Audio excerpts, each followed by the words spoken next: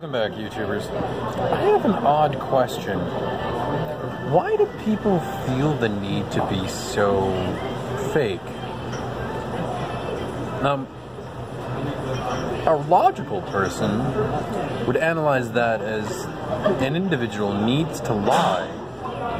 For if they don't like you for the lie that you've concocted, regardless of how convoluted or specific it is, that means they don't like your lie. That doesn't mean they don't like you. So why are so many people fake nowadays?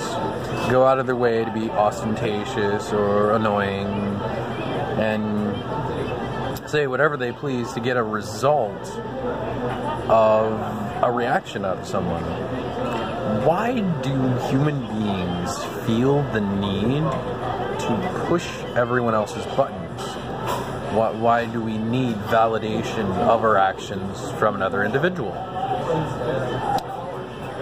And I've always wondered that. I watch people interact with other people, and the one thing I can honestly say is everyone in modern society nowadays, or almost everyone, does not understand the true value and benefit of silence.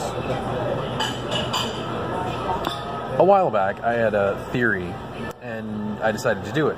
For 46 hours, no internet, no television, no messaging, no IMs, no phone calls, and no speech. To truly have your entire experience in life be yours. And I learned something. One, I give mad props to all those monks who make that as their life. It's peaceful, but it's not my thing. I have too many opinions that I want to expose to the world. And I don't really care who listens, just the fact that it's out there and someone could is the point. But I did learn it's peaceful to truly understand that your journey through life is yours and yours alone. That's great. It doesn't need to be shared. It doesn't need to be explained. You're everything. Every thought, every notion, everything you could possibly want to express is solely for you. Experiment. I doubt many people would do it, but I have to say, try it. See what you think. If you don't like it, then whatever.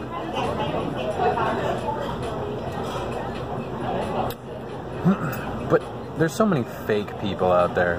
They gotta wonder, it was like, why is it that we feel so scared of being rejected that we'll make a alternate persona to interact with people? I mean, I've done it for years.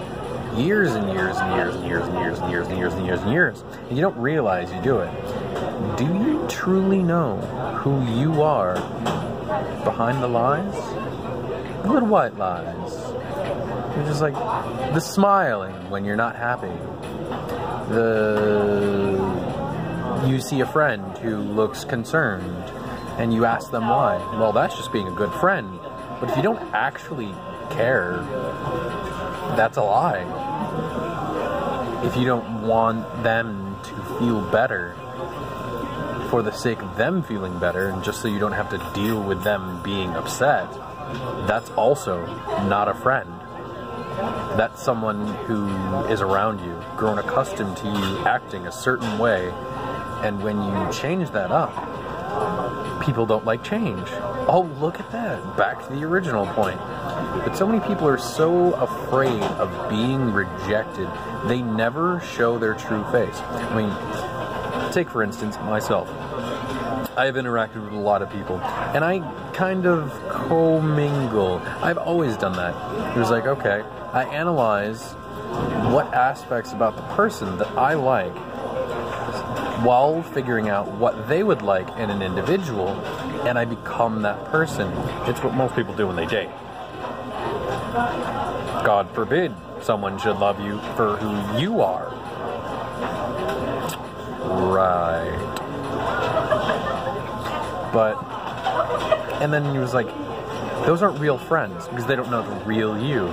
Very few people know the real you. Cut behind all the lies, behind all the innuendos that you would never say, but it's hip and rad. So let's do it, okay? Dab. Seriously? This is the stupidest thing I've ever seen. And somehow it became popular. Why? Because famous people did it, so it must be popular. So many people are sheep. So many people are an amalgamation of all the things they see and they want to be, so they choose to be this. There's an old saying, and you might be surprised at exactly how old it is, so I inquire you to look it up. People like you for what you're good at. People love you for your flaws. And every single person is just a complex string of flaws and character tics and miscellaneous quips that just fly into their head. Not a single person would ever live their entire life, if they had a choice, saying everything they thought. Think about it. How many thoughts do you keep to yourself? How many thoughts do you know you can only say to certain people? And how many thoughts do you know you can express partially to your close friends? Now,